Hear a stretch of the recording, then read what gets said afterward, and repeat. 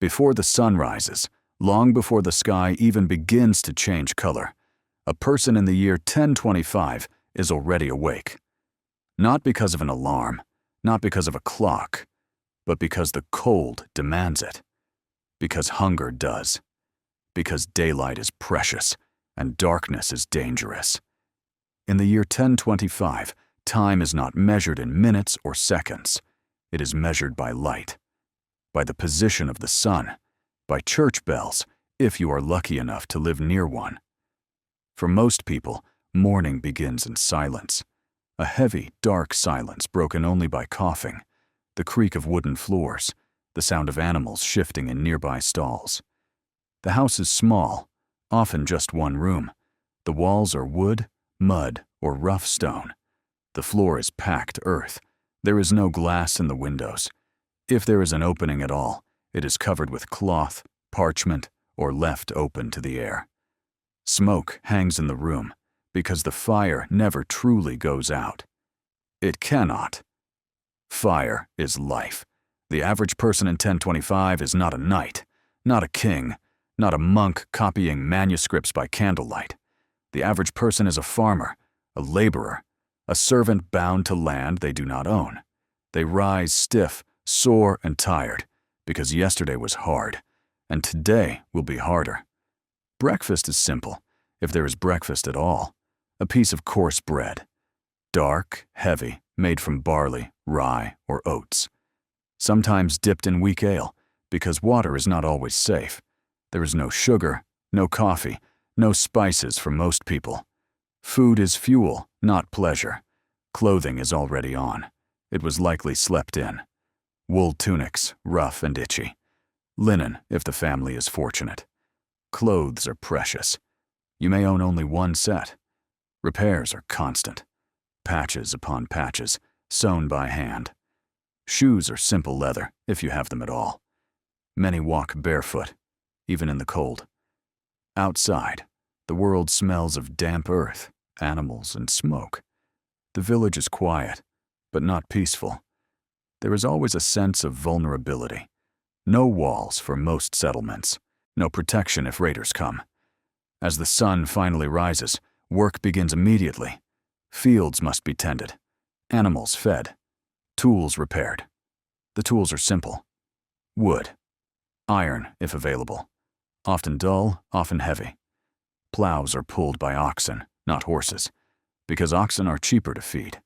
Everything is slower. Everything requires strength. A single mistake can mean hunger in winter. A failed harvest can mean death. Children work too. From the moment they can walk steadily, they scare birds from crops, carry water, gather firewood, care for younger siblings. There is no concept of childhood as we know it, only survival. Laughter exists, but it is rare and brief. By mid-morning, hunger returns, but there is no break for a meal. Work continues. Hands blister. Backs ache. Fingers numb in winter, burn in summer. Medical knowledge is limited. Pain is expected. Infection is feared. A small cut can become fatal. A fever can sweep through a household and leave it empty. Religion is everywhere, not just in churches, but in thoughts. God is not distant. God is watching constantly. Every success is a blessing.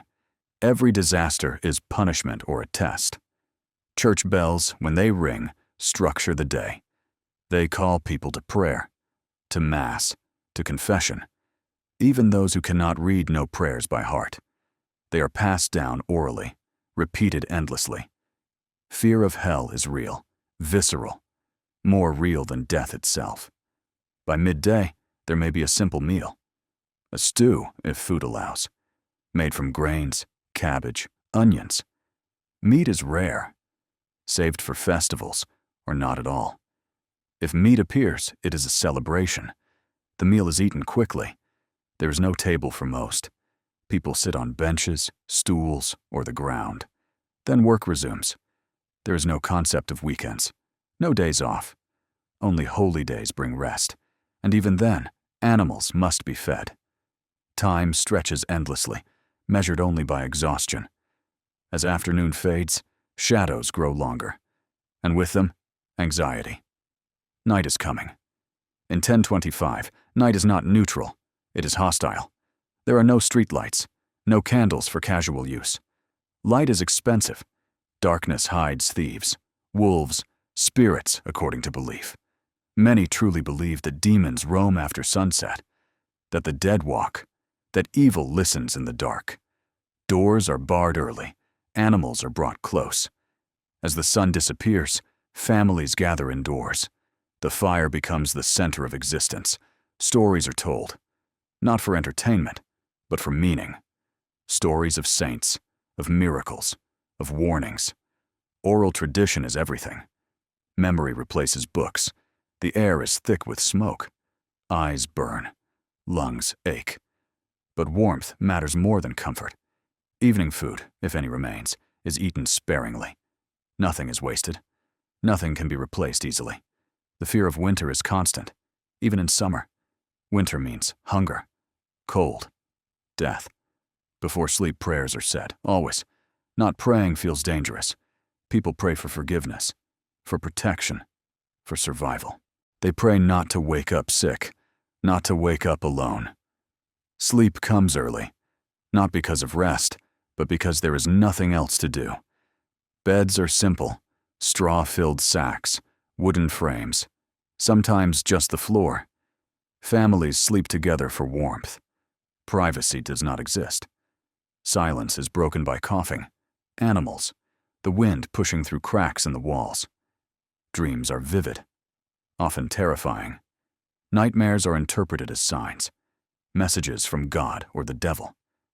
Sleep is not escape. It is another vulnerable state. This is an ordinary day in 1025. No great events, no history books written, just survival. And tomorrow will be the same. And the next day, and the next. For most people, life does not improve. It simply continues until it doesn't. Yet within this harshness, there is resilience. Community matters. Shared labor. Shared suffering. People help each other because no one survives alone. They do not dream of changing the world. They dream of living through winter. When we look back from the modern world, with light at the press of a button, food without seasons, warmth without fire, it is hard to imagine this life. But this was normal. This was reality. And for millions of people, this was the only life they ever knew. An ordinary day in the year 1025.